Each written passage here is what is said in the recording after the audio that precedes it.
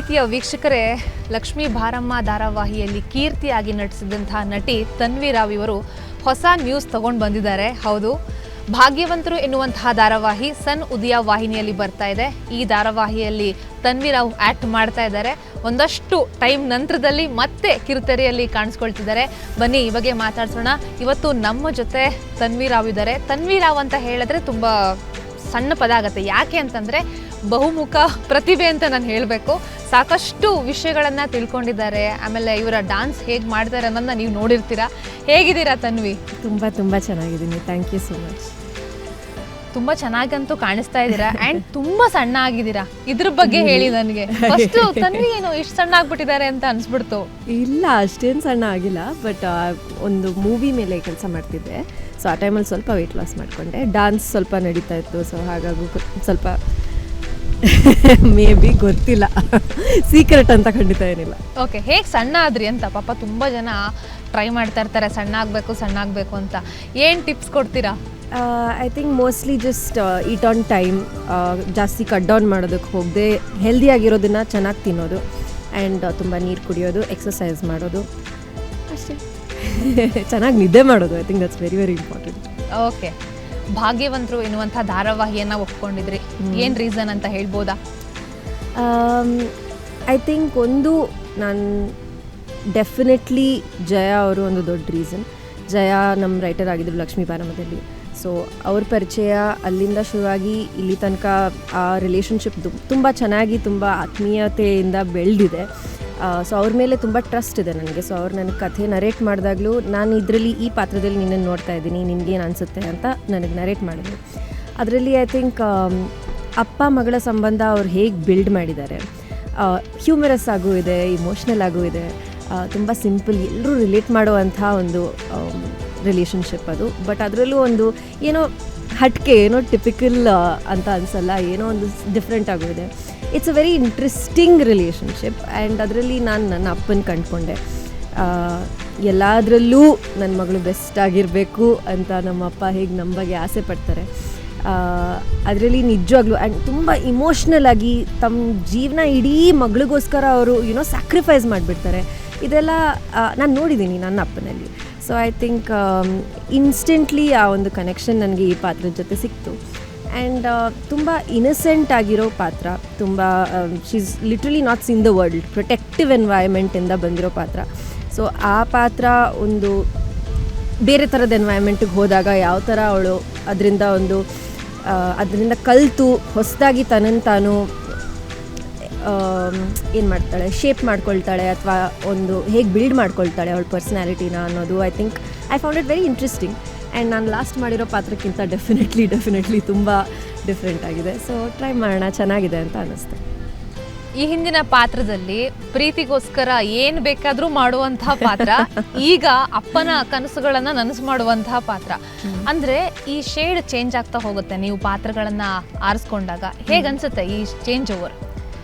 I think ಅದಕ್ಕೋಸ್ಕರನೇ ನಾವು actors ಈ ಫೀಲ್ಡಲ್ಲಿ ಇದ್ದೀವಿ. ಎಸ್ಪೆಷಲಿ ನಾವು ಪ್ಯಾಷನೇಟಾಗಿ ಈ ಫೀಲ್ಡನ್ನ ತೊಗೊಂಡಾಗ ಬೇರೆ ಬೇರೆ ಥರದ ಪಾತ್ರಗಳು ಮಾಡಬೇಕು ಅಂತ ನಮಗೆ ತುಂಬ ಆಸೆ ಇರುತ್ತೆ. ಒಂದೇ ಥರದ ಪಾತ್ರಗಳು ಬಂದಾಗ ಒಂದು ಮೊನಾಟನಸ್ ಎನ್ವೈರ್ಮೆಂಟ್ ನಮಗೆ ಕ್ರಿಯೇಟ್ ಆಗುತ್ತೆ, ಹೊಸದಾಗಿ ನಾವೇನೂ ಕಲಿಯಲ್ಲ. ಸೊ ಡೆಫಿನೆಟ್ಲಿ ಕೀರ್ತಿ ಆದಮೇಲೆ ನಾನು ಅದೇ ಥರದ ಪಾತ್ರಗಳು ಬಂದಾಗ ನನಗೆ ತೊಗೊಳೋದಕ್ಕೆ ಒಂದು ಹಿಂಜರಿಕೆ ಇತ್ತು, ಬೇರೆ ಥರ ಏನಾದರೂ ಮಾಡಬೇಕು ಅಂತಿತ್ತು. And I think this particular character was the best ನನಗೆ ಸಿಕ್ಕಿರೋದ್ರಲ್ಲಿ. ಇದು ಎಕ್ಸ್ಟ್ರೀಮ್ಲಿ ಆಪೋಸಿಟ್ ಸ್ಪೆಕ್ಟ್ರಮಲ್ಲಿದೆ. ತುಂಬ ಸಾಫ್ಟ್, ತುಂಬ ಇನ್ನಸೆಂಟ್, ಲಿಟ್ರಲಿ ಒಂದು ವಾಯ್ಸ್ ಮೇಲೆ ರೇಸ್ ಮಾಡೋದು ಇಲ್ಲ. ಕೀರ್ತಿ ಪಾತ್ರದಲ್ಲಿ ಲಿಟ್ರಲಿ ಎವ್ರಿ ಸೀನಲ್ಲೂ ನಾನು ಕಿರ್ಚಾಡ್ತಾ ಇದ್ದೆ. ಸೊ ದರ್ಸ್ ಅ ಹ್ಯೂಜ್ ಡಿಫ್ರೆನ್ಸ್ ಅವಳು ಯೋಚನೆ ಮಾಡೋ ರೀತಿಯಲ್ಲಿ, ಮಾತಾಡೋ ರೀತಿಯಲ್ಲಿ, ಬಿಹೇವ್ ಮಾಡೋ ರೀತಿಯಲ್ಲಿ. ಸೊ ಅದನ್ನು ಎಂಬಾಡಿ ಮಾಡೋದು ಒಂದು ಖುಷಿ ಅನಿಸ್ತಿದೆ ನನಗೆ ಸದ್ಯಕ್ಕೆ. So I am looking forward to this journey. Bhagyavantaru ಧಾರಾವಾಹಿಯಲ್ಲಿ ಸುಚೇಂದ್ರ ಪ್ರಸಾದ್ ಅವರು ಕೂಡ ಆ್ಯಕ್ಟ್ ಮಾಡ್ತಿದ್ದಾರೆ. ಅವರ ಕನ್ನಡ ಕೇಳೋದೇ ಚಂದ, ಅಷ್ಟು ನೀಟಾಗಿ ಕನ್ನಡವನ್ನು ಮಾತಾಡ್ತಾರೆ. ಅವ್ರ ಜೊತೆ ಸ್ಕ್ರೀನ್ ಶೇರ್ ಮಾಡಿರುವಂಥದ್ರ ಬಗ್ಗೆ ಹೇಳ್ಬೋದಾ? ತುಂಬ ಎಕ್ಸ್ಪೀರಿಯನ್ಸ್ಡ್ ವೆಟರನ್ ಆ್ಯಕ್ಟರ್ ಆಗಿರೋದ್ರಿಂದ ಐ ಥಿಂಕ್ ಎವ್ರಿ ಸೀನಲ್ಲೂ ನಮಗೆ ಅವ್ರು ಹೊಸದಾಗಿ ಏನೋ ಒಂದು ಕಲಿಸ್ಕೊಡ್ತಾರೆ. ಅವ್ರ ಜೊತೆ ಆ್ಯಕ್ಟ್ ಮಾಡೋದು, ಅವ್ರು ಮಾಡೋ ಆ್ಯಕ್ಟಿಂಗಿಗೆ ನಾವು ರಿಯಾಕ್ಟ್ ಮಾಡೋದು, to be present in that moment. Because ಅವ್ರು ಇಂಟೆನ್ಸ್, ಐ ಮೀನ್ ಇನ್ಸ್ಟೆಂಟ್ಲಿ ಹೊಸದಾಗಿ ಏನೋ ಒಂದು ಮಾಡಿಬಿಡ್ತಾರೆ, ಅಲ್ಲಿ ಸ್ಕ್ರಿಪ್ಟಲ್ಲಿ ಬರದೇ ಇರಲ್ಲ. So we have to constantly be on our toes. ಅವ್ರು ಏನೇ ಮಾಡಿದ್ರು ಅದಕ್ಕೆ ರಿಯಾಕ್ಟ್ ಮಾಡೋದಕ್ಕೆ ನಾವು ರೆಡಿಯಾಗಿರಬೇಕು. I think that's a very very fun experience ಅವ್ರ ಜೊತೆ ಕೆಲಸ ಮಾಡ್ತಿರೋದು. ಆಗಾಗ ನಮ್ಗೆ ಈ ರೀತಿ ಮಾಡು, ಆ ರೀತಿ ಮಾಡಿದ್ರೆ ಹೇಗಿರುತ್ತೆ ನೋಡು ಅಂತ ನಮಗೂ ಒಂದಷ್ಟು ಐಡಿಯಾಸ್ ಕೊಡ್ತಿರ್ತಾರೆ. ಆ್ಯಂಡ್ ಅವ್ರನ್ನ ನೋಡೋದೇ ಒಂದು ಚಂದ. ಲಿಟ್ರಲಿ ಸಮ್ಟೈಮ್ಸ್ ನಾನು ಹತ್ತಿದ್ದೀನಿ ಅವ್ರು ಆ್ಯಕ್ಟ್ ಮಾಡೋದನ್ನು ನೋಡಿ. ಕೆಲವು ಸೀನ್ಸಲ್ಲಿ ತುಂಬ ಎಮೋಷ್ನಲ್ ಆಗಿದ್ದೀನಿ. So it's been a huge learning curve ಅವ್ರ ಜೊತೆ. ಈಗ ಅಪ್ಪನ ಕನಸುಗಳನ್ನು ನನಸು ಮಾಡೋದು ಒಂದು ಕಡೆ ಆದರೆ, ಇನ್ನೊಂದು ಕಡೆ ಎಲ್ಲೋ ಒಂದು ಕಡೆ ಅಪ್ಪ ನೀನು ಹೀಗೆ ಇರಬೇಕು ಹಾಗೆ ಇರಬೇಕು ಅಂತ ಹೇಳಿ ಹೇರಿಕೆ ಅಂತ ಅನಿಸುತ್ತಾ ಅಂತ. ಈಗ ಸಾಕಷ್ಟು ಜನ ಹೊರಗಡೆ ಮಕ್ಕಳು ಹೇಳ್ತಾರೆ, ಈಗ ಅಪ್ಪ ಹಾಗಿರಬೇಕು ಹೀಗಿರಬೇಕು ಅಂತ ಹೇಳ್ತಾರೆ, ಬಟ್ ನನ್ನ ಆಸೆ ಆಕಾಂಕ್ಷೆಗಳನ್ನು, ನನ್ನ ಕನಸುಗಳನ್ನು ನನ್ನ ತಂದೆ ಕೇಳಲ್ಲ, ಒಂದು ಬಾರ್ಡರ್ ಹಾಕಿಬಿಟ್ಬಿಡ್ತಾರೆ ಅಂತ ಹೇಳ್ತಾರೆ. ಐ ಥಿಂಕ್ ಒಂದು ಫೈನ್ ಲೈನ್ ಇದೆ. ಒಂದು ಪ್ರೀತಿನ ಎಕ್ಸ್ಪ್ರೆಸ್ ಮಾಡೋ ರೀತಿಯಲ್ಲಿ, ಅಟ್ ದ ಸೇಮ್ ಟೈಮ್ ಅದನ್ನು ತುಂಬ ಓವರಾಗಿ ಎಕ್ಸ್ಪ್ರೆಸ್ ಮಾಡೋ ರೀತಿಯಲ್ಲಿ, ಅಥವಾ ಒಂದು ಪರ್ಸ್ನಾಲಿಟಿನ ಬಿಲ್ಡ್ ಮಾಡೋದ್ರಲ್ಲಿ ಅಥವಾ ಆ ಪರ್ಸನ್ನ ಕಟ್ ಹಾಕೋದ್ರಲ್ಲಿ ಒಂದು ಫೈನ್ ಲೈನ್ ಇದೆ. ಈ ಕಥೆಯಲ್ಲಿ ಹೋಗ್ತಾ ಹೋಗ್ತಾ ಅದನ್ನೇ ಎಕ್ಸ್ಪ್ಲೋರ್ ಮಾಡ್ತೀವಿ ಅಂತ ನನಗನ್ಸುತ್ತೆ, ನನಗೆ ಗೊತ್ತಿರೋ ಪ್ರಕಾರ. ಯಾವುದು ಅಥವಾ ಎಷ್ಟು ಪ್ರೀತಿ ಹೆಲ್ದಿ, ಯಾವುದು ಒಂದು ಇಂಡಿವಿಜುವಾಲಿಟಿನ ಬೆಳೆಯೋದಕ್ಕೆ ಯಾವುದು ಹೆಲ್ಪ್ ಮಾಡುತ್ತೆ, ಯಾವುದು ಅದನ್ನು ತಡೆಯುತ್ತೆ ಅನ್ನೋದನ್ನು ಇದರಲ್ಲಿ ಎಕ್ಸ್ಪ್ಲೋರ್ ಮಾಡ್ತಿದ್ದೀವಿ ಅಂತ ನನಗನ್ಸುತ್ತೆ. ಸೊ ಹೋಗ್ತಾ ಹೋಗ್ತಾ may be we will answer this question. ಈ ಧಾರಾವಾಹಿಯ ಪ್ರೋಮೋ ನೋಡಿದಾಗ ಒಂದು ಲವ್ ಸ್ಟೋರಿ ಇದೆ ಅಂತ ಕೂಡ ಅನಿಸುತ್ತೆ. ಯೂಶ್ವಲಿ ಈಗ ಸಿನಿಮಾ ಧಾರಾವಾಹಿಗಳಲ್ಲೇ ಬಂದಿರುವಂಥ ಡೈಲಾಗನ್ನೇ ನಾನು ಹೇಳೋದು, ಈಗ ಅಪ್ಪ ಎಲ್ಲಿ ಸ್ಟ್ರಿಕ್ಟ್ ಮಾಡಿರ್ತಾರೋ ಅದೇ ಮನೆಯ ಹುಡುಗಿರು ಲವ್ ಮಾಡ್ತಾರೆ ಅಂತ. ಸೊ ಆ ಥರ ಏನಾದ್ರು ಹೋಗುತ್ತಾ ಅಂತ. ನೀವು ಇದಕ್ಕೆ ಕಥೆ ನೋಡಬೇಕು ಅಂತ ಅನಿಸುತ್ತೆ. Definitely there is a love story. Okay, because love story ಇಲ್ಲದೆ ನಾವು ಯಾವ ರೀತಿ ಸೀರಿಯಲ್ ಮಾಡೋದಕ್ಕಾಗುತ್ತೆ. But at the same time I think ತುಂಬ ಪ್ರಿಡಿಕ್ಟಬಲ್ ಆಗಿರೋ ಲವ್ ಸ್ಟೋರಿನೂ ಅಲ್ಲ ಅಂತ ನನಗನ್ಸುತ್ತೆ. ಬಟ್ ನೀವು ನೋಡಿ, ನೀವೇ ನಮಗೆ ಹೇಳಬೇಕು. ಓಕೆ, ಈಗ ಭಾಗ್ಯವಂತರು ಧಾರಾವಾಹಿಯಲ್ಲಿ ಒಂದು ದೊಡ್ಡ ಸ್ಟಾರ್ ಕಾಸ್ಟ್ ಇದೆ, ಸಾಕಷ್ಟು ಜನ ಕಲಾವಿದರು ಆ್ಯಕ್ಟ್ ಮಾಡ್ತಾ ಇದ್ದಾರೆ. ಹೇಗೆ ಅನಿಸುತ್ತೆ ಎಲ್ಲ ಜೊತೆ ವರ್ಕ್ ಮಾಡುವಂಥ ಅವಕಾಶ ಆ್ಯಂಡ್ ಹೊಸ ಸ್ಕ್ರಿಪ್ಟ್ ಬೇರೆ, ಹೊಸ ಪಾತ್ರ? It's a very fun experience. Especially ನಾವು ರೀಸೆಂಟಾಗಿ ಒಂದಷ್ಟು ಶೂಟ್ ಮಾಡಿದಾಗ ಲಿಟ್ರಲಿ ಎಲ್ಲರೂ ಒಟ್ಟಿಗೆ ಇದ್ವಿ ಸೆಟ್ಟಲ್ಲಿ. ಆವಾಗ ನಮ್ಗೆ ಐ ಥಿಂಕ್ ರಿಯಲೈಸ್ ಆಗಿದ್ದು ಎಷ್ಟು ಜನ ಇದ್ದೀವಿ ಅಂತ. ಸೊ ನಿಜವಾಗ್ಲೂ ತುಂಬು ಕುಟುಂಬ ಅಂತ ಏನು ಹೇಳ್ತಾರೋ ಅದೇ ರೀತಿ ನಾವು ಶೂಟ್ ಮಾಡ್ತಿದ್ದೀವಿ. ಒಂದು ತುಂಬು ಕುಟುಂಬದಲ್ಲಿ ಎಷ್ಟೆಷ್ಟು ರೀತಿಯ ಕಲರ್ಸ್, ಪರ್ಸ್ನಾಲಿಟೀಸ್ ಇರುತ್ತೋ ಅವರಿಂದ ನಾವು ಎಷ್ಟೆಲ್ಲ ಕಲಿಬೋದು, ಅದೇ ರೀತಿಯ ಒಂದು ಎಕ್ಸ್ಪೀರಿಯನ್ಸ್ ಅದು.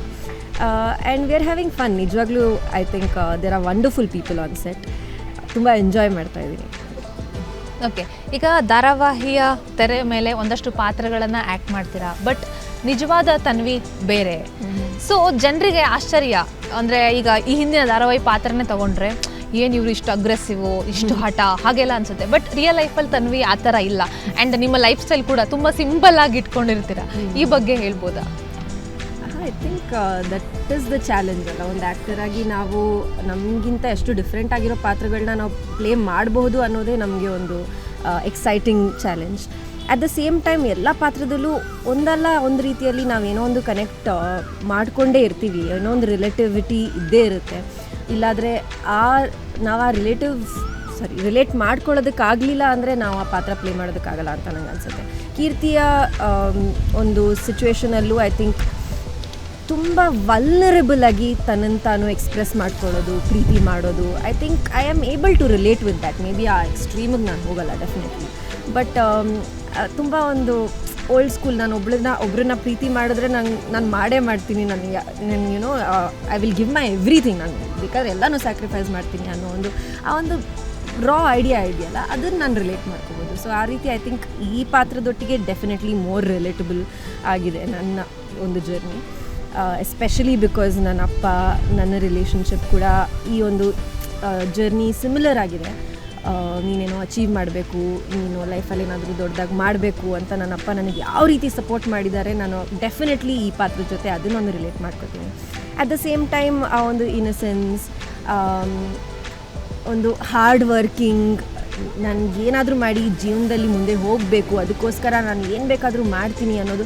ಸೊ ಈ ಕೆಲವು ಸನ್ನಿವೇಶಗಳ ಜೊತೆ ನಾನು ಡೆಫಿನೆಟ್ಲಿ ರಿಲೇಟ್ ಮಾಡ್ಕೊತೀನಿ. ಅದನ್ನು ಬಿಟ್ಟು ಬೇರೆದ್ದನ್ನು ನಾವು ಹೇಗೆ ಪ್ಲೇ ಮಾಡಬಹುದು, ನಮ್ಮನ್ನು ನಾವು ಆ ಸಿಚುವೇಶನಲ್ಲಿ ಇಟ್ಕೊಂಡು ಹೇಗೆ ಪ್ಲೇ ಮಾಡ್ಬೋದು ಅನ್ನೋದೇ ಒಂದು ಎಕ್ಸೈಟಿಂಗ್ ಜರ್ನಿ ಅನಿಸುತ್ತೆ ನನಗೆ. So it's a combination of both things. ವೀಕ್ಷಕರು ನಿಮ್ಮನ್ನು ನೋಡಿದಾಗ ಅಥವಾ ಸೋಷಿಯಲ್ ಮೀಡಿಯಾದಲ್ಲಿ ಏನು ಹೇಳ್ತಾ ಇದ್ದಾರೆ, ಈಗ ಒಂದಷ್ಟು ಟೈಮ್ ಗ್ಯಾಪ್ ಬೇರೆ ಆಗೋಯ್ತು, ಸ್ಕ್ರೀನ್ ಮೇಲೆ ಕಾಣಿಸ್ಕೊಳ್ದೆ, ಈಗ ಆಲ್ರೆಡಿ 2 ಸಿನಿಮಾ ಮಾಡಿದ್ದೀರಿ, ಬಟ್ ಕಿರುತೆರೆ ವೀಕ್ಷಕರ ಮುಂದೆ ಬಂದಿರಲಿಲ್ಲ. ಅದೊಂದು ಬ್ಲೆಸ್ಸಿಂಗ್ ಅಂತ ಹೇಳ್ಬೋದು. It makes me very grateful. At the same time ಜನ ಈಗಲೂ ಕೀರ್ತಿ ಅಂತ ರೆಕಗ್ನೈಸ್ ಮಾಡ್ತಾರೆ. ರೋಡಲ್ಲಿ ಹೋದಲ್ಲೆಲ್ಲ ನೀವು ಕೀರ್ತಿ ಅಲ್ವಾ ಅಂತ ಕೇಳ್ತಾರೆ, ವಿಚ್ ಅಗೇನ್ ತುಂಬ ಸಮಯ ಆಗಿದೆ. ಖಂಡಿತವಾಗ್ಲೂ ಸಿಲ್ವರ್ ಸ್ಕ್ರೀನಲ್ಲಿ ಕಾಣಿಸ್ಕೊಂಡಿಲ್ಲ, ಬಟ್ ಏನೇ ರೀಲ್ ಹಾಕಿದ್ರು, ಏನೇ ಪೋಸ್ಟ್ ಹಾಕಿದ್ರು ಜನ ನಿಮ್ಮನ್ನು ಮಿಸ್ ಮಾಡ್ಕೋತಿದ್ದೀವಿ, ಬೇಗ ಬನ್ನಿ ಸೀರಿಯಲ್ಸ್ಗೆ ಅಂತ ಹೇಳ್ತಾಯಿದ್ರು. ಐ ಥಿಂಕ್ ಕರೆಕ್ಟಾಗಿರೋ ಒಂದು ಸ್ಟೋರಿ ಪಾತ್ರಕ್ಕೋಸ್ಕರ ನಾನು ವೇಟ್ ಮಾಡ್ತಾಯಿದ್ದೆ. ಫೈನಲಿ ಅದು ಬಂದಿದೆ ಅಂತ ನನಗನ್ಸುತ್ತೆ. ಸದ್ಯಕ್ಕೆ ಪ್ರೊಮೋಸ್ ಎಲ್ಲ ರಿಲೀಸ್ ಮಾಡಿದಾಗ ಇದಕ್ಕೋಸ್ಕರ ಕಾಯ್ತಿದ್ದೀವಿ ಅಂತ ಒಂದಷ್ಟು ಜನ ಹೇಳಿದ್ದಾರೆ. ತುಂಬ ಸಂತೋಷ ಇದೆ. I feel very grateful.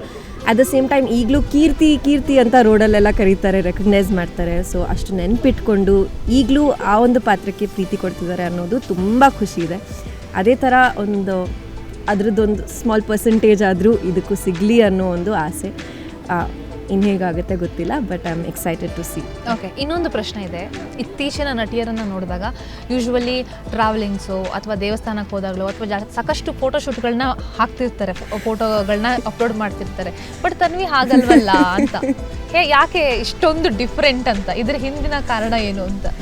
ಜನನಿ ಅಲ್ವಾ, ಓದ್ತಾ ಇದ್ದೆ, ಎಕ್ಸಾಮ್ಗೋಸ್ಕರ. ಓಕೆ, ಅಪ್ಪ ಮೋಸ್ಟ್ಲಿ ಸೋಷಿಯಲ್ ಮೀಡಿಯಾ ಯೂಸ್ ಮಾಡಬಾರ್ದು ಅಂತ ಹೇಳಿರ್ಬೇಕು, ಮೊಬೈಲ್ ಕೊಟ್ಟಿಲ್ಲ ಅನ್ಸುತ್ತೆ. Yes exactly. But I think just not a very social media person in general. ಆದಾಗ ಆದಷ್ಟು ಪೋಸ್ಟ್ ಮಾಡ್ತಾ ಇರ್ತೀನಿ, ಬಟ್ ಈಗ ಜೆನ್ಯುನ್ಲಿ ಕಮ್ಮಿ ಆಗಿದೆ. I will definitely try to post more. ಇನ್ನೊಂದಷ್ಟು ನನ್ನ ಆಡಿಯನ್ಸ್ ಜೊತೆ, ನಿಮ್ಮೆಲ್ಲರ ಜೊತೆ ಸ್ವಲ್ಪ ಕನೆಕ್ಟ್ ಆಗಬೇಕು. ನನಗೆ ತುಂಬ ಆಸೆ ಇದೆ, ಆಗಬೇಕು ಅಂತ ಅಂದ್ಕೊಳ್ತಿರ್ತೀನಿ. ಒಂದಷ್ಟು ಐಡಿಯಾಸು ಇದೆ, ಇದನ್ನು ಮಾಡಬೇಕು ಅದನ್ನು ಮಾಡಬೇಕು ಅಂತ ಸುಮಾರು ಐಡಿಯಾಸ್ ಇದೆ ತಲೆಯಲ್ಲಿ, ಬಟ್ ಮಾಡಿಲ್ಲ. ಐ ಥಿಂಕ್ ಆಲ್ಸೋ ನಮ್ಮದು ಶೋ ಲಾಂಚ್ ಆಗಿರೋದ್ರಿಂದ, ಈಗ ಲಾಂಚ್ ಆಗ್ತಿರೋದ್ರಿಂದ ಅದರಲ್ಲಿ ಸ್ವಲ್ಪ ಬ್ಯುಸಿ ಇದ್ವಿ. ಸೊ ಖಂಡಿತ I will be back. Okay, ಕೊನೆಯದಾಗಿ ವೀಕ್ಷಕರಿಗೆ ಏನು ಹೇಳ್ತೀರಿ? I am just very thankful. ಇಲ್ಲಿ ತನಕ ನನಗೆ ತುಂಬ ಪ್ರೀತಿ ಸಿಕ್ಕಿದೆ ವೀಕ್ಷಕರಿಂದ. ಎಕ್ಸ್ಪೆಕ್ಟ್ ಮಾಡದೇ ಇರೋ ಅಷ್ಟು ಸಿಕ್ಕಿದೆ. ಅದು ಆ ಪಾತ್ರಕ್ಕೆ, ಕೀರ್ತಿ ಪಾತ್ರಕ್ಕೆ ನಾನು ನಿಜವಾಗ್ಲೂ ಅಷ್ಟೊಂದು ರೆಕಗ್ನಿಷನ್ ಸಿಗುತ್ತೆ ಅಂತ ಎಕ್ಸ್ಪೆಕ್ಟ್ ಮಾಡಿರಲಿಲ್ಲ. ಸೊ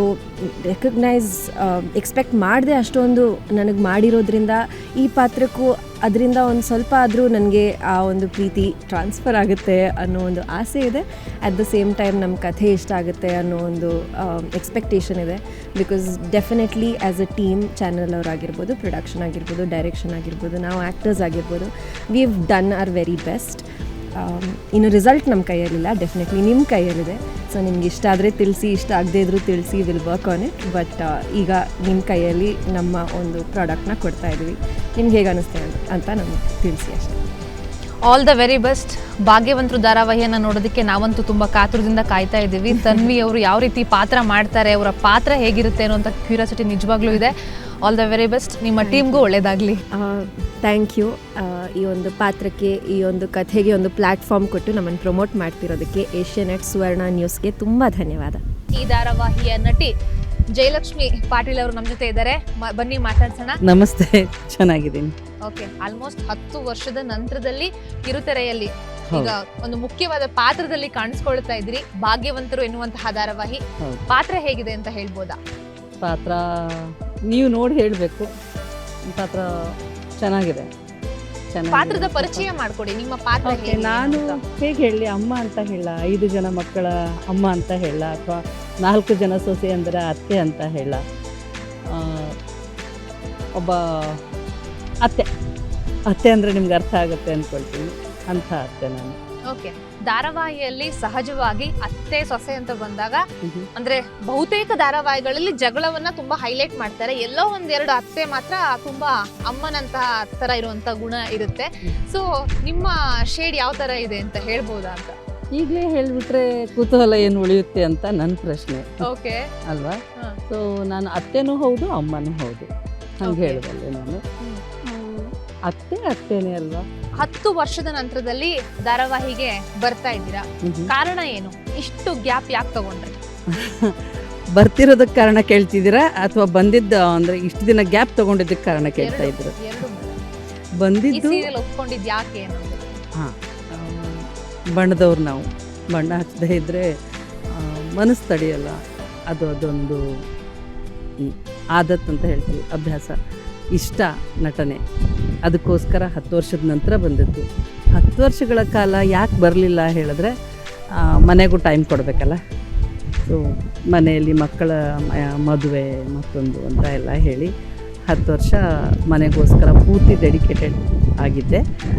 ಈಗ ತಕ್ಕ ಮಟ್ಟಿಗೆ ನಾನು ಫ್ರೀ, ನಾನೀಗ ಮಾಡ್ಬೋದು ಅಂತ ಹೇಳಿ. ಎಲ್ಲ ಹೆಣ್ಮಕ್ಳು ಹಾಗೆ ಅಲ್ವಾ? ಸೊ ಮನೇನೂ ಬ್ಯಾಲೆನ್ಸ್ ಮಾಡಬೇಕು. ನಾವು ಹೊರಗಡೆ ನಾವು ಯಾವುದನ್ನು ವೃತ್ತಿ ಅಂತ ಆರಿಸ್ಕೊಂಡಿರ್ತೀವಿ ಅದನ್ನು ಬ್ಯಾಲೆನ್ಸ್ ಮಾಡಬೇಕು.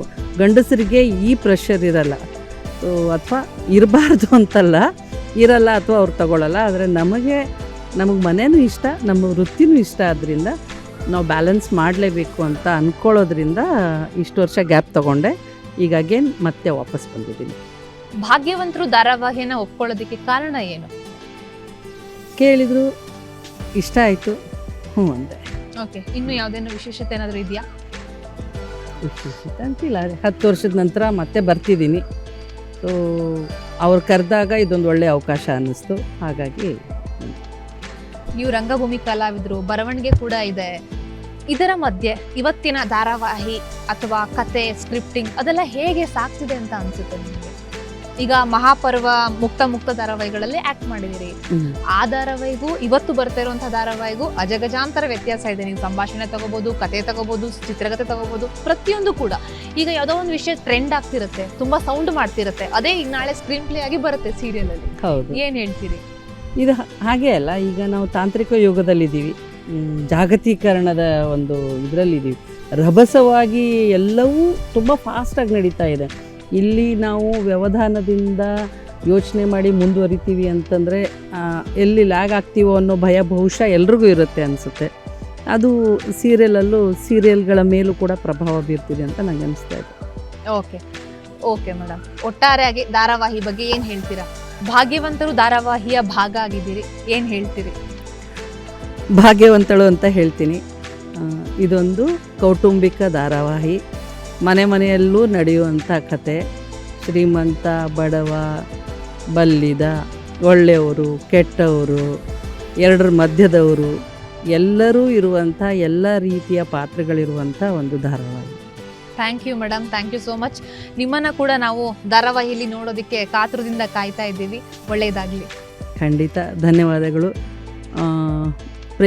ವೀಕ್ಷಕರಲ್ಲಿ ನನ್ನದು ವಿನಂತಿ, ನಮ್ಮ ಭಾಗ್ಯವಂತರು ಧಾರಾವಾಹಿನ ನೋಡಿ. ಸನ್ ಉದಯದಲ್ಲಿ ಬರ್ತಾ ಇದೆ. ಪ್ರತಿದಿನ ಅಂದರೆ ಸೋಮವಾರದಿಂದ ಶನಿವಾರದವರೆಗೆ ಸಂಜೆ 7ವರೆಗೆ ನಾವೆಲ್ಲ ನಿಮ್ಮ ಮನೆಯ ಪರದೆಯ ಮೇಲೆ ಕಾಣಿಸ್ಕೊಳ್ತೀವಿ. ದಯವಿಟ್ಟು ನೋಡಿ, ಹರಸಿ. ಧನ್ಯವಾದ. ನಮಸ್ಕಾರ, ನಾನು ನಿಮ್ಮ ಕೃತಿ ಬೆಟ್ಟದ. ಮೊದಲಿಗೆ ಏಷ್ಯಾನೆಟ್ ಸುವರ್ಣಗೆ ನನ್ನ ಕೋಟಿ ಧನ್ಯವಾದಗಳು. ನನ್ನ ಒಂದು ಟ್ರಾನ್ಸ್ಫಾರ್ಮೇಷನ್ ಜರ್ನಿನ ತುಂಬ ಚೆನ್ನಾಗಿ ಸೆಲೆಬ್ರೇಟ್ ಮಾಡಿ ನನಗೊಂದು ಒಳ್ಳೆ ರೀಚ್ ಕೊಟ್ಟಿದ್ದೀರಾ. ಮೊದಲಿಗೆ ಅದಕ್ಕೆ ಥ್ಯಾಂಕ್ಸ್. ಇಲ್ಲಿ ಭಾಗ್ಯವಂತರು ಧಾರಾವಾಹಿನಲ್ಲಿ ಏನು ಪಾತ್ರ ಮಾಡ್ತಿದ್ದೀನಿ ಅಂದರೆ ಕಾಮಿಡಿನೇ. ಇಷ್ಟು ದಿವಸನೂ ನಾನು ಕಾಮಿಡಿನೇ ಮಾಡ್ಕೊಂಬಂದಿದ್ರು. ಇದೊಂದು ಹೊಸ ಥರ, for the first time negative comedy ಅಲ್ಲ, ಪಾಸಿಟಿವ್ ಕಾಮಿಡಿ. ಅಲ್ಲಿರೋ ಎಲ್ಲ ಸೊಸೆಯರಿಗೂ ನಾನೇ ಬ್ಯಾಕ್ ಬೋನ್. ಅಂದರೆ ನಾನು ಕೆಲಸದೋಳು ಮನೆಯಲ್ಲಿ, ಆದರೆ ಕೆಲಸದೋಳು ಥರ ಇರೋದಿಲ್ಲ. ಅದನ್ನು ನೋಡೋಕ್ಕೆ ಮಜಾ. ಒಂದು ಪಾತ್ರನ ಪಾಸಿಟಿವ್ ಆಗಿ ಕಾಮಿಡಿ ಇಟ್ಕೊಂಡು ಮಾಡೋದಿದೆಯಲ್ಲ, ಅದು ನನಗೆ ಫಸ್ಟ್ ಟೈಮ್ ಇಷ್ಟ ಆಗಿದ್ದದು. ಯೂಶ್ವಲಿ ನಾವು ಮಾಡೋದೆಲ್ಲ ಸ್ವಲ್ಪ ವಿಲನಿಶ್ ಅನಿಸ್ತಿತ್ತು, ಬಟ್ ಈ ಸಲ ನಂಗೆ ತುಂಬ ಇಷ್ಟ ಆಗಿದೆ. ಅದು ಒಂದು ಕ್ಷಣದಲ್ಲಿ ಹಿಂಗೆ ಬಂದು ಹೋದರೂ ಪಾತ್ರ ತುಂಬ ಚೆನ್ನಾಗಿ ರಿಜಿಸ್ಟರ್ ಆಗುತ್ತೆ. ಪಾತ್ರದ ಹೆಸರು ರಂಭಾ ಅಂತ.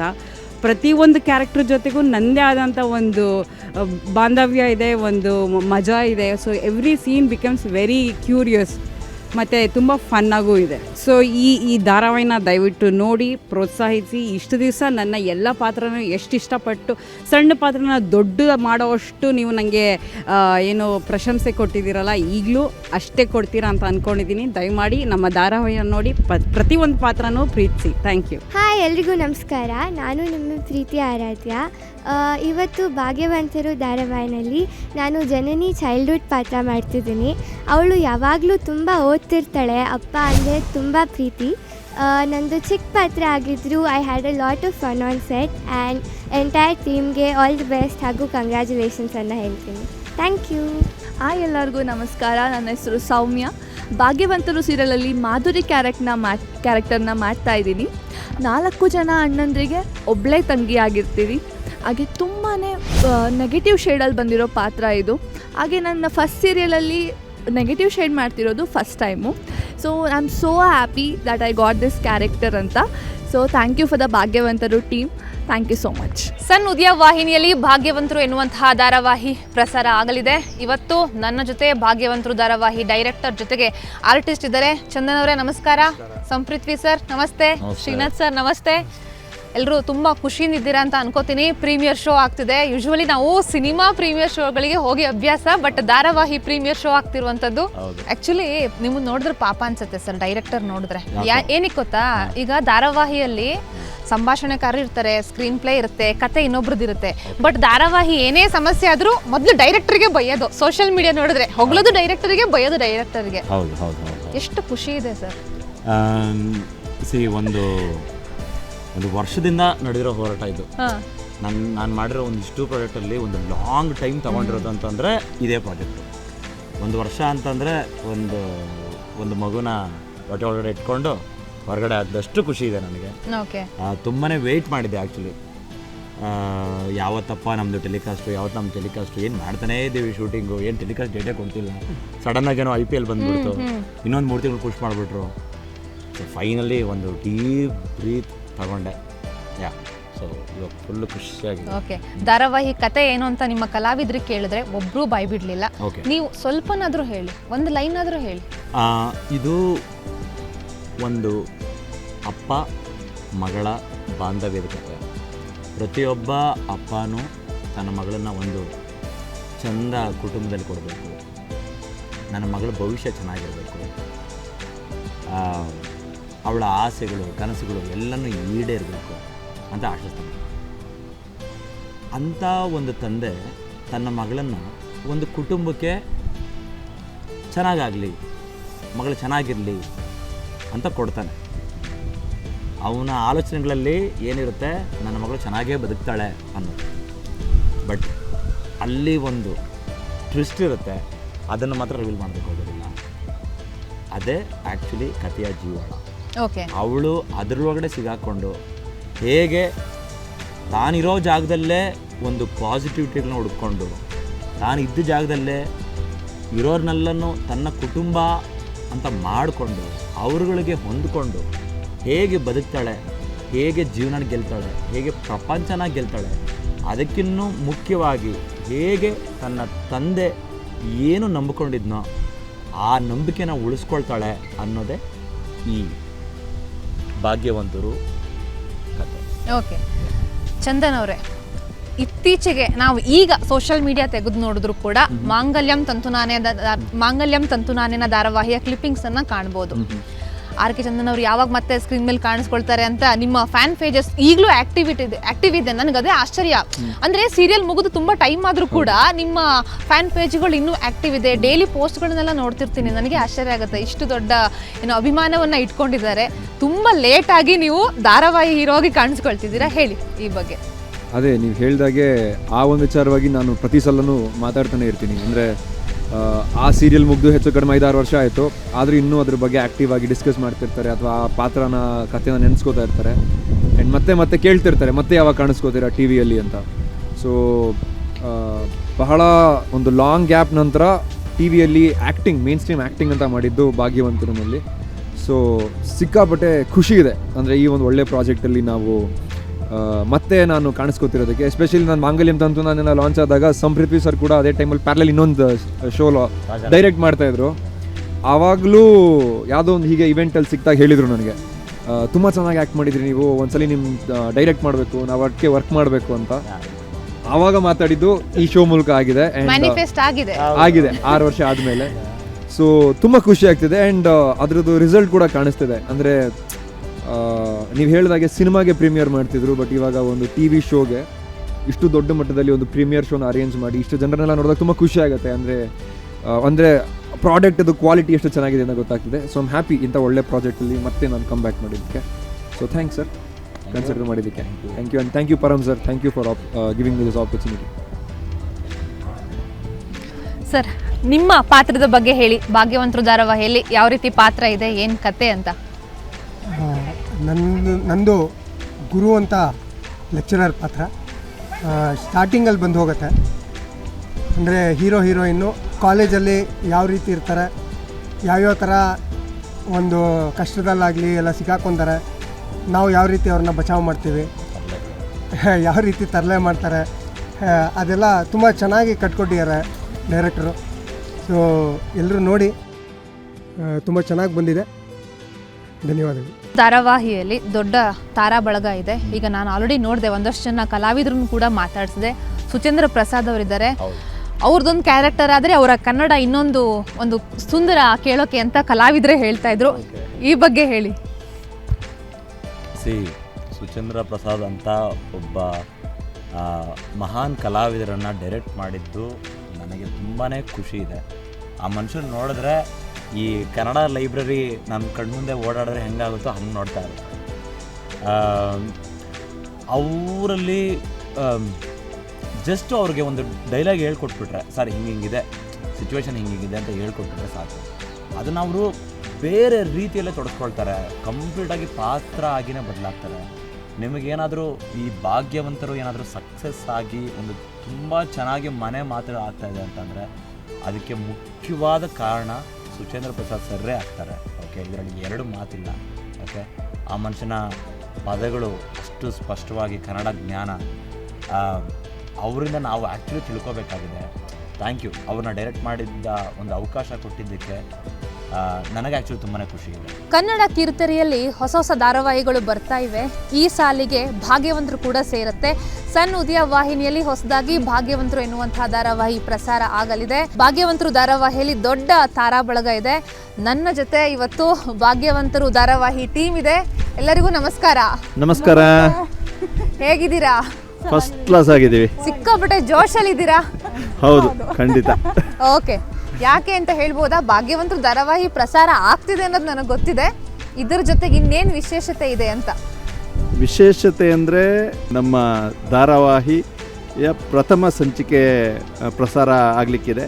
ಸೊ ಹಾಗಾಗಿ ಇದರಲ್ಲಿ ಆ್ಯಕ್ಟ್ ಮಾಡಿದ ನಮಗಾಗಲಿ ಅಥವಾ ಕೆಲಸ ಮಾಡಿದ ತಂತ್ರಜ್ಞರಿಗಾಗಲಿ ಎಲ್ರಿಗೂ ಒಂದು ತುಂಬ ನಿರೀಕ್ಷೆ ಹಾಗೂ ತುಂಬ ಒಂಥರ ಕುತೂಹಲ ಇರುವಂತಹ ಸಂದರ್ಭ ಇದು. ಇನ್ನೂ ವಿಶೇಷ ಅಂದರೆ ಮಾಮೂಲಾಗಿ ಧಾರಾವಾಹಿ ಶುರುವಾಗಿ ಸ್ವಲ್ಪ ದಿನ ಆದಮೇಲೆ ಒಂದು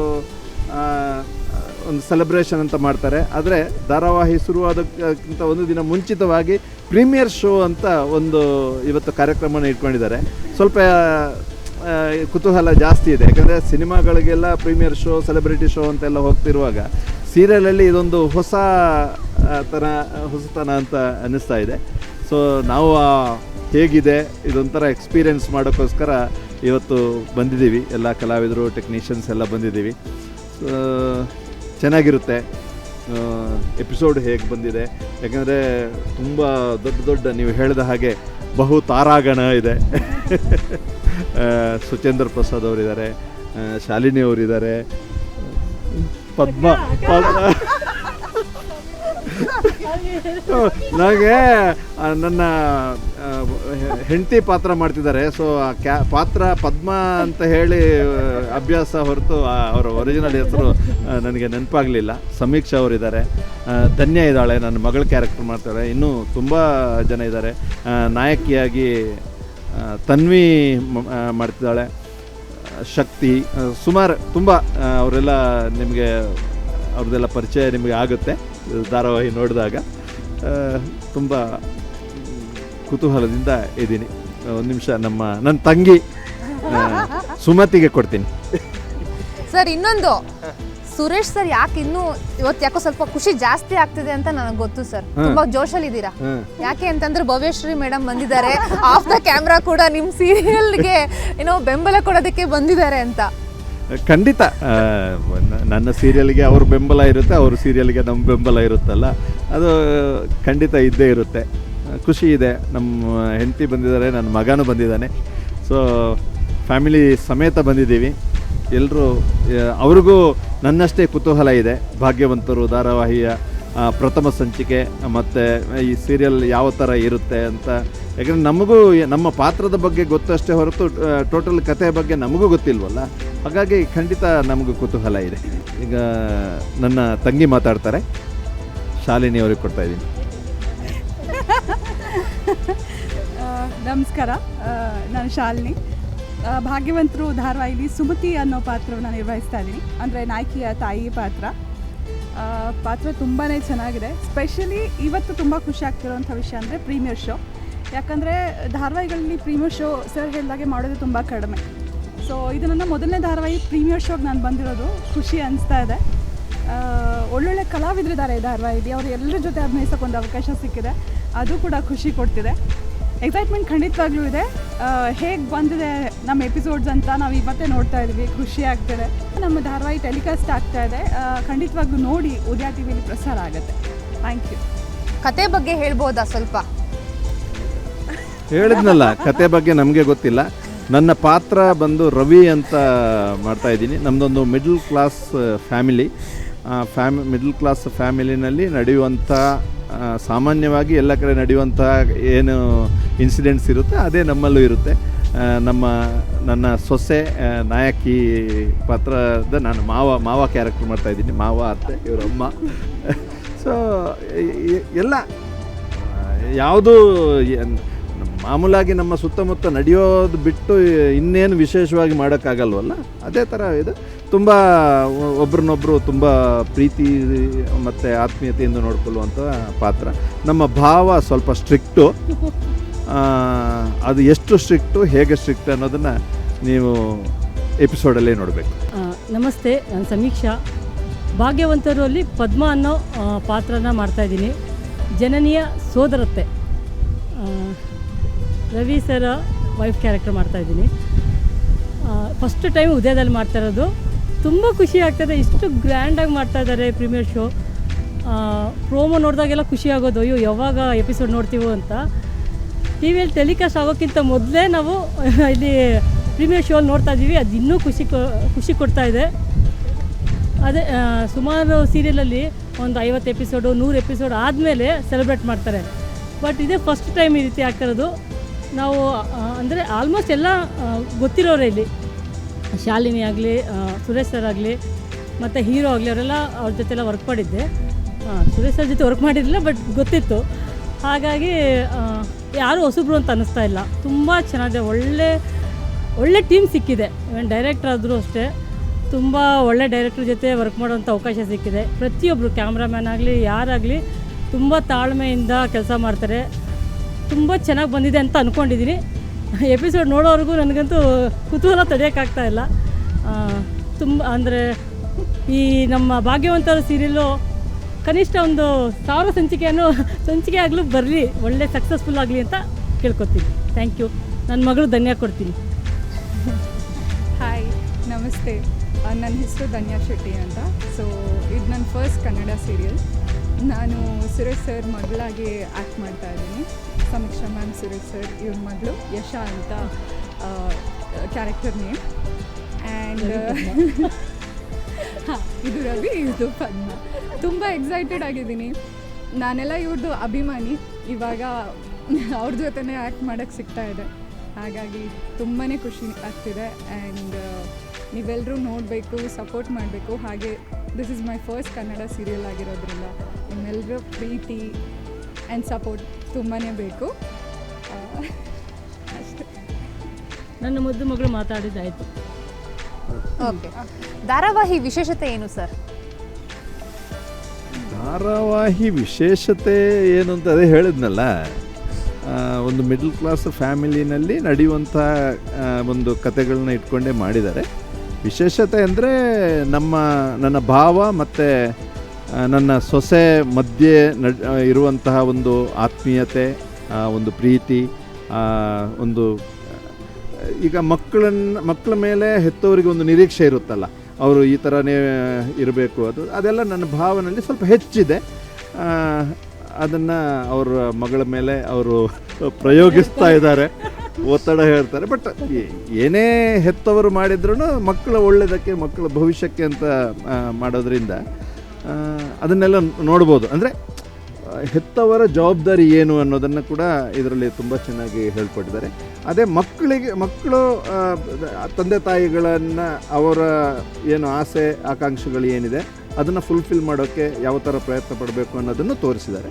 ಆ ಅನುಬಂಧ ಅದು ಎಲ್ಲ ಇದೆ ಇಲ್ಲಿ ಎಪಿಸೋಡಲ್ಲಿ. ಓಕೆ, ಈಗ ತಂದೆ ಪ್ರೀತಿ ಸರಿ, ಬಟ್ ತಂದೆಯ ಒತ್ತಡ ಅನ್ನೋದು ನಿಮಗೆ ವೈಯಕ್ತಿಕವಾಗಿ ಏನು ಅನಿಸುತ್ತೆ ಈಗ ಮಕ್ಕಳ ಮೇಲೆ?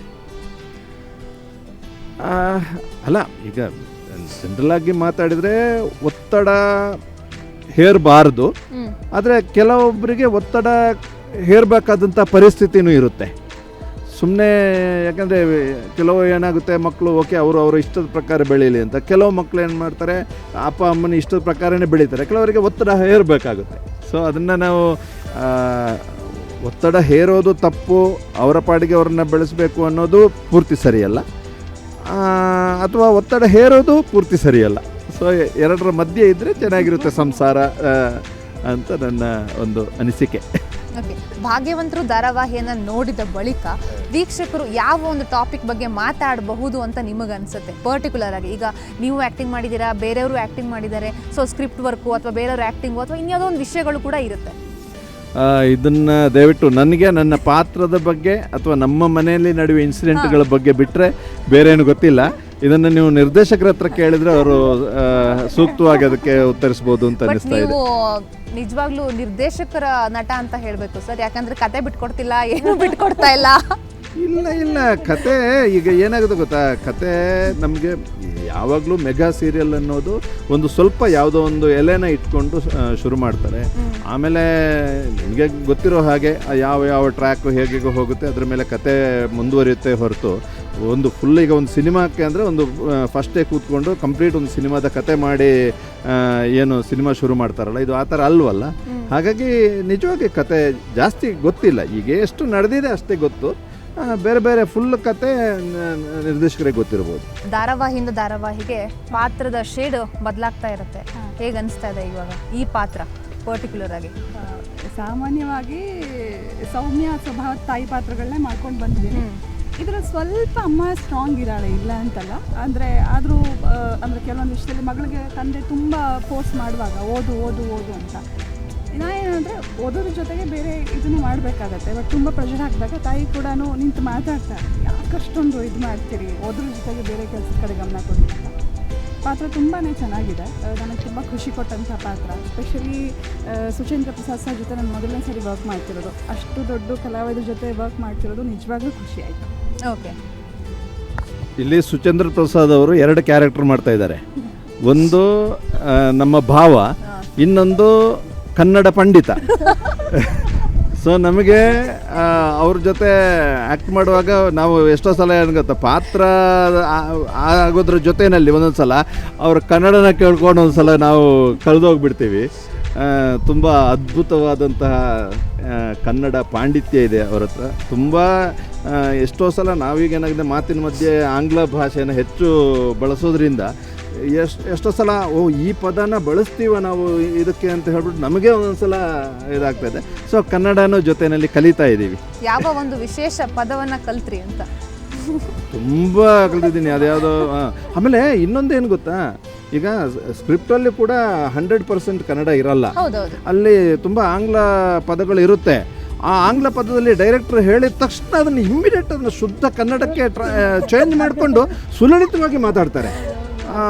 ನಿಜವಾಗಿ ಅದು ಖಂಡಿತವಾಗಿಯೂ ಅದು ಸಾಧಾರಣ ಪ್ರತಿಭೆ ಅಲ್ಲ, ಅದು ಅಸಾಧ್ಯ ಪ್ರತಿಭೆ. ಸೊ ತುಂಬ ಖುಷಿ ಆಗುತ್ತೆ ಅಂಥವ್ರ ಜೊತೆ ವರ್ಕ್ ಮಾಡಿದ್ದು, ನಿಜವಾಗಿಯೂ ನಮಗೂ ತುಂಬ ಖುಷಿ ಕೊಡುತ್ತೆ. ಓಕೆ, ಧಾರಾವಾಹಿ ಬಗ್ಗೆ ಕೊನೆಯದಾಗಿ ಏನು ಹೇಳ್ತೀರಿ? ನಮ್ಮ ಭಾಗ್ಯವಂತರು ಧಾರಾವಾಹಿ ಜುಲೈ 6ನೇ ತಾರೀಕಿಂದ ರಾತ್ರಿ 7:30ಕ್ಕೆ ನಿಮ್ಮ ನೆಚ್ಚಿನ ಉದಯ ವಾಹಿನಿಯಲ್ಲಿ ಪ್ರಸಾರವಾಗಲಿಕ್ಕಿದೆ. ಈ ಧಾರಾವಾಹಿಯನ್ನು ಎಲ್ಲರೂ ವೀಕ್ಷಿಸಬೇಕು. ಎಲ್ಲ ಕಲಾವಿದರು ತಂತ್ರಜ್ಞರನ್ನು ನೀವು ಪ್ರೋತ್ಸಾಹಿಸಬೇಕು ಅಂತ ಈ ಮೂಲಕ ಕೇಳ್ಕೊಳ್ತೇನೆ. ನಮಸ್ತೆ.